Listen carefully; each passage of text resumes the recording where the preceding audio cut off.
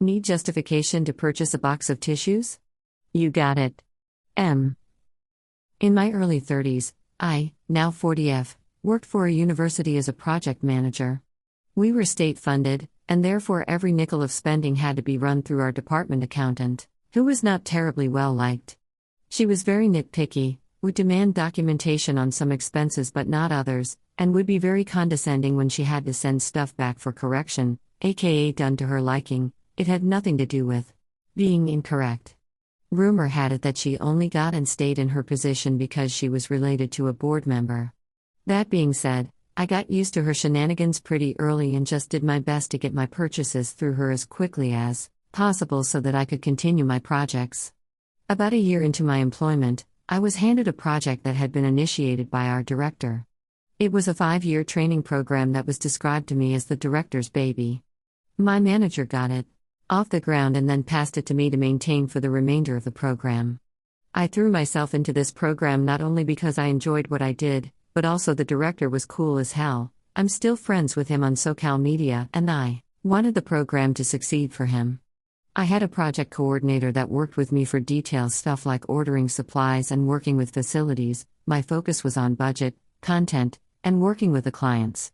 After she and I had run several successful training sessions under this new program, we needed to order more supplies of standard training stuff like pens, notepads, name tags, etc. Something else we regularly used, per the director's request, was boxes of tissues. Each training session, when she went to submit the receipt for the new container of tissue boxes, the accountant lit into her about how tissues were not an approved purchase. Even when she showed the accountant an email from the beginning of the program showing that the director has requested tissues be provided to the participants, she stated that the director didn't make or enforce the purchasing policy, which is technically true.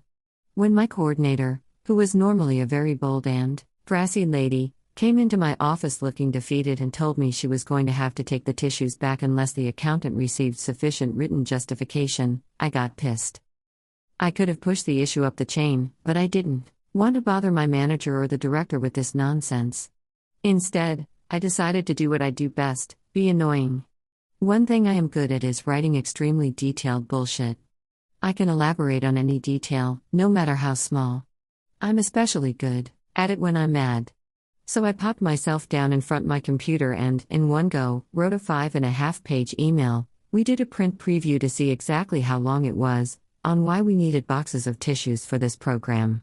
I never put in there, because the director said so, but I listed off every other possible justification, and then wrote a mini essay on each of those points. My coordinator was sitting in the corner of my office giggling as she watched my hands fly over the keyboard. I sent the email around noon. Just before quitting time, my coordinator stuck her head back into my office to let me know that the tissue purchase had been approved in our system. I never got a reply to my email. The accountant never said anything to me or my coordinator, but my coordinator never again got pushback on buying boxes of tissues.